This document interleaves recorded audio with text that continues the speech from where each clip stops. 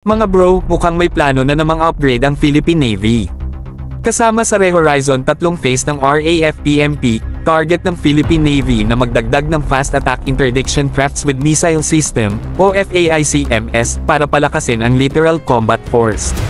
Ito ang sagot sa pagre-retiro ng matatandang barko gaya ng Tomas Batilo Class Pax at Swift Class Patrol Boats, ibig sabihin, mas mabilis, mas moderno, at mas may laban ang ating Navy sa coastal defense. Pero eto ang tanong mga bro, may pondo ba? Sa ngayon, hindi nakalusot ang proyekto sa program funding ng AFPMP para sa fiscal year 2025, kaya walang kasiguraduhan kung maaaprubahan ito ngayong taon. Pero kung tutuusin, dapat lang itong unahin.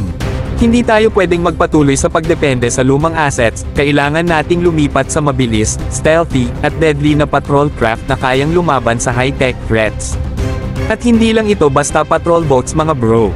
Ang FAICMS ay may missile capability, ibig sabihin, hindi lang ito panghabol ng smuggler o pang coast patrol, kundi real naval threats ang kaya nitong labanan. Isipin nyo to, maliit pero deadly, kayang magmaneuver ng mabilis, tapos may dalang missile na pwedeng pabagsakin ang mas malalaking barko ng kalaban. Kung gusto natin ng mas matibay na coastal defense, ito ang dapat bilhin. Hindi sapat na meron tayong malalaking barko, dapat meron din tayong swarm ng maliliit pero powerful na assets na kayang mag-operate ng mabilis at hindi madaling makita ng kalaban.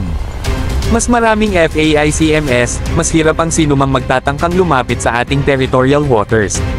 Kaya ngayon, ang bola nasa gobyerno na. Huwag na nating hintayin na magkagipitan pa bago natin ito pondohan, dapat proactive tayo sa pagpapalakas ng ating Navy.